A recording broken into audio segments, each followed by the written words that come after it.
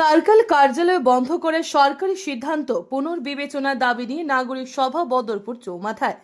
বিধায়ক কমলাক্ষের চক্রান্তে বদরপুর বিলুপ্ত করা হচ্ছে আহমেদ সাহিল। বদরপুর সার্কেল কার্যালয় বন্ধ করে সরকারি সিদ্ধান্ত পুনর্বিবেচনার দাবি তুলে আজ বদরপুর চৌমাথায় বদরপুর সুরক্ষা মঞ্চের ব্যবস্থাপনায় এক নাগরিক সভা অনুষ্ঠিত হয়। উক্ত সভায় সভাপতিত্ব করেন ডক্টর নিলয় কান্তি পাল।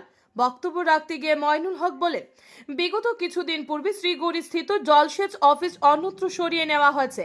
বন্যা নিয়ন্ত্রণ অফিস নিয়েও টাল বাহানা চলছে। এখন সার্কেল অফিস বন্ধ করার এক অশুভ প্রয়াস আরম্ভ হয়েছে। এই সকল তুঘলকে ফারমানের বিরোধিতা করা আমাদের কর্তব্য হয়ে দাঁড়িয়েছে। এখন যদি আমরা এর প্রতিবাদ করা থেকে বিরত হই, আগামীতে ট্রেজারি অফিস, প্রাথমিক শিক্ষাখণ্ড অফিস, যে সকল ছোট ছোট অফিস বদরপুরে রয়েছে, একে একে সকল অফিস সরিয়ে নেওয়া হবে। বদরপুরকে পঙ্গু করার এক প্রয়াস, যা আমরা বদরপুরবাসী জনগণ মেনে নিতে পারি না। তাই আসুন আগামীতে এর বিরুদ্ধে প্রতিবাদ সাব্যস্ত করি। এটা আমাদের দায়িত্ব, কেননা সার্কেল অফিস প্রতিজন নাগরিকের জীবন মরণের সঙ্গে জড়িত। বিশেষ করে 70% দরিদ্র জনগণ, স্কুল কলেজ, অরুণোদয় সহ নানা কাজে আয় সম্পর্কিত প্রমাণপত্র সার্কেল অফিস দ্বারা প্রদান করা হয়।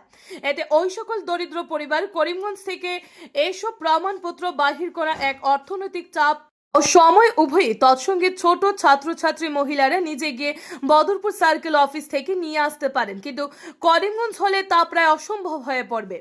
জমির খাজন প্রদান, নামজারি, জমি ক্রয় বিক্রয় ইত্যাদির উপর প্রচুর বাধা আসবে। ডক্টর নিলয় কান্তি পাল বলেন, বিধানসভা কেন্দ্র ভিত্তিক গঠিত সম জেলায় থাকবে একটি করে সার্কেল কার্যালয়।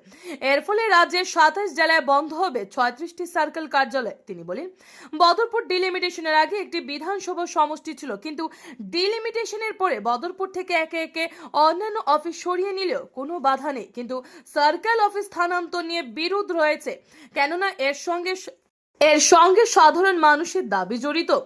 কোনো এক সরকারি কাজ করাতে হাতের নাগালে থাকা কার্যালয় মানুষের জন্য সুবিধাজনক না। 20 কিলোমিটার দূরে থাকা করিমগঞ্জ সদরে থাকা কার্যালয় সুবিধাজনক। তিনি এও প্রশ্ন তুলেন, বর্তমান বদরপুর সার্কেল অফিসের যে কার্যক্ষমতা, তাতে কর্মী সংখ্যা বৃদ্ধি না করে উল্টো করিমগঞ্জ সদরে থাকা সার্কেলে জুড়ে দেওয়া হচ্ছে। তাতে কি করিমগঞ্জ সদরে থাকা কার্যালয়ের কাজের লোড বাড়বে নাকি কমবে? আর যদি বাড়ে, তাহলে সাধারণ মানুষের জন্য কি সুবিধাজনক? মহাকুল আঞ্চলিক পঞ্চায়েতের প্রাক্তন সভাপতি সাব্বির হোসেন বলেন, বদরপুর ডিস্ট্রিক্ট হওয়ার কথা ছিল। কাটিগড়াবাসী দীর্ঘদিন 15 বছর আন্দোলন করে সাব ডিস্ট্রিক্ট পেয়েছে। নয়তো কিছুদিনের মধ্যে বদরপুরের নবীন চন্দ্র কলেজের নাম পরিবর্তন করে কৃষ্ণ কলেজ নাম রাখা হবে। আমাদের সংগ্রাম চালিয়ে সরকারের টনক লড়াতে হবে, নয়তো বদরপুর এক এক সব সরকারি অফিস অন্যথায় চলে যাবে। সভায় প্রত্যেক বক্তা বদরপুর সার্কেল কার্যালয়ে বদরপুর রাখার জন্য সরকারের বিরুদ্ধে আন্দোলন লামার ডাক দেন। এদিন মৌলানা ফরিদুদ্দিন আহমেদ চৌধুরী বলেন, বদরপুর সুরক্ষা মঞ্চ সম্পূর্ণ নিরপেক্ষ থাকবে। আমরা সবাই মিলেমিশে কাজ করব। বদরপুরের স্বার্থে হিন্দু মুসলিম ভেদাভেদ ছেড়ে বদরপুর স্টেশনের নাম ও বদরপুর সার্কেল কার্যালয়ে কোনো প্রকারে বিলুপ্ত মানছি না। বিমল প্রসাদ চালিহা বদরপুরে নির্বাচিত হয়ে মুখ্যমন্ত্রী হয়েছে। বদরপুরের বিভিন্ন সমস্যা নিয়ে বদরপুর সুরক্ষা মঞ্চের ব্যবস্থাপনায় আন্দোলন চালিয়ে যাওয়া হবে। আগামীতে গুয়াহাটির দিসপুরে গিয়ে আন্দোলন চালিয়ে যাওয়া হবে। বদরপুরের বিশিষ্ট ব্যবসায়ী ও সমাজসেবী আহমেদ সাহিল বলে, উত্তর করিমগঞ্জের বিধায়ক কমলাক্ষ দেবপুরকাস্তের চক্রান্তে বদরপুরে সার্কেল অফিস বিলুপ্ত ও বদরপুর স্টেশনের নাম পরিবর্তন হচ্ছে। আগামী নির্বাচনে ভোটার বিধায়ক কমলাক্ষ দেবপুরকাস্তকে উচিত শিক্ষা দেবেন। এদিন সভায় উপস্থিত ছিলেন ময়নুল হক, ডক্টর নিলয় কান্তি পাল, অসীম রঞ্জন মদক, পীযূষ কান্তি মজুমদার, গোলাম নেকি চৌধুরী, মালুয়া শ্রীগুড়ি প্রাক্তন জেলা পরিষদ সদস্য এনাম উদ্দিন আহমেদ, বুন্দাসিল জিপির প্রাক্তন সভাপতি হাবিবুর রহমান লিটন, জাবেদ আহমেদ পিনাজ, সাব্বির আহমেদ শিবু, রমিজউদ্দিন, হাসানপুর গ্রাম পঞ্চায়েতের প্রাক্তন সভাপতি মইনুল হক, তরুণ গুহ, আহমেদ সাহিল সহ বিশিষ্ট জনেরা। আজকে যখন বদরপুরে যেরকম খেলাধুলা চলে, আজকে এই যদি বদরপুর সার্কেল অফিস এখান থেকে চলে যায়, তাহলে আমাদের কতটুকু অসুবিধা হবে আমার আগের বক্তারা সবাই বিস্তারিত বলেছে। কিন্তু এই যে দুষ্টচক্র, কাজ করছে, সেই দুষ্টচক্রে সবাই মেনে সবাইকে প্রথমে আমাকে নিন্দা জানায়। দেখুন, কমলাক্ষ দেবপুরকাস্ত আমি ডাইরেক্ট বলবো, আমার ভাই ইন্দাই বলেছেন, আমি কমলাক্ষ দেবপুরকাস্তকে ডাইরেক্টই বলবো, উনি বদরপুর রেল স্টেশনের নাম সিদ্ধেশ্বর বানানোর চেষ্টা করেছেন। ঠিক আছে, ভালো কথা। উনি যদি বানানোর ইচ্ছা, অনেক কিছু আছে নাম দেওয়ার, এয়ারপোর্টে দিতে পারেন, বদরপুর আমাদের একটা স্টেডিয়াম নেই, বাচ্চারা খেলাধুলার স্টেডিয়াম নেই, ওই স্টেডিয়াম বানিয়ে উনি বদরপুরে ওই স্টেশনের নাম সিদ্ধেশ্বর নাম দিয়ে তার তোলা হবে।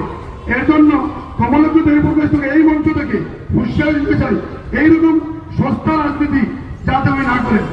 এবং আমরা বদরপুর মানুষ সংগ্রামী মানুষ, কিন্তু আমরা আজকে দেখতে পেয়েছি আমরা মানুষ অনেক কম, কিন্তু মানুষ সবাই এটা কোনো ব্যক্তিগত আমার কিছু না, আমরা এখানে মঞ্চে বসে আছি কারণ কিছু সবার দরকার। আজকে সার্কেল অফিস যখন চলে যায় তাহলে আমাদের কতটুকু অসুবিধা হবে এটা আপনারা হয়তো এখন বুঝতে পারছেন না। যদি সার্কেল অফিস চলে যায় তাহলে এটা নিশ্চয় বুঝতে পারবেন।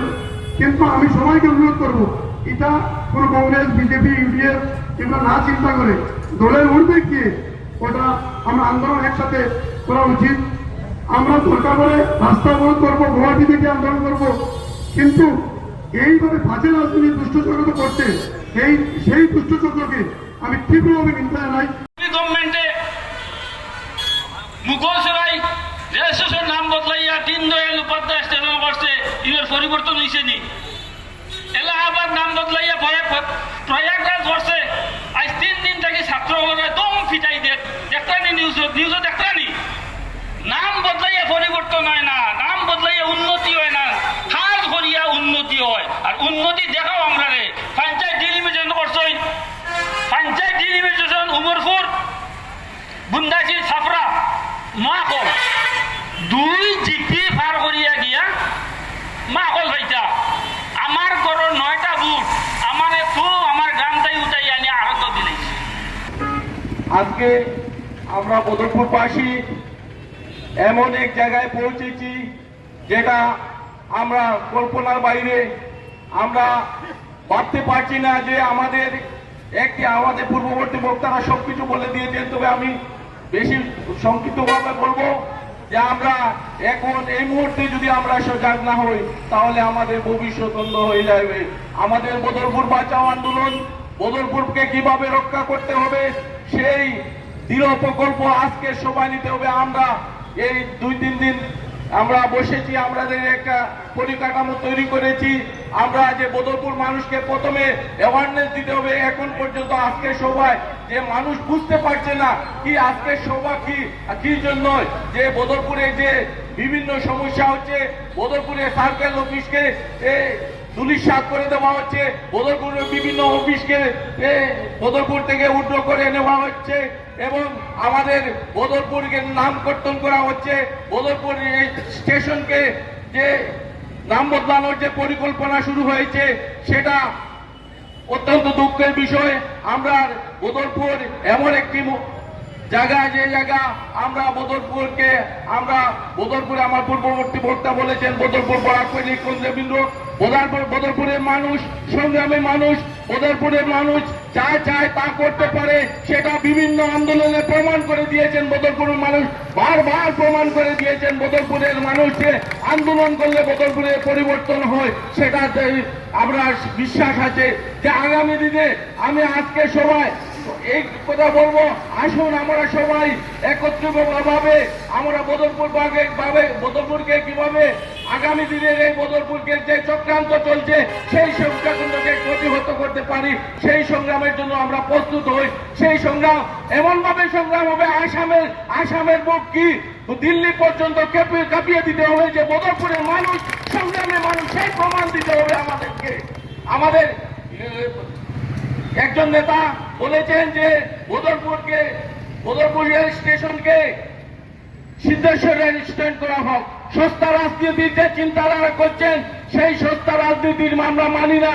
আমরা বদরপুর 30 বছর 40 বছর 50 বছর থেকে বদরপুরের যে গোলদাবি ছিল বদরপুরকে সেই ডিভিশন করে দেওয়া, বদরপুর স্টেশনকে ডিভিশন করে দেওয়া, সরকার সেই দিকে পাত্তা দিচ্ছে না। সরকার যে নাম কর্তন করে বদরপুরের যে মানুষকে বিভ্রান্ত করার, হিন্দু মুসলিম একটা বিভাজন সৃষ্টি করার চক্রান্ত করছে।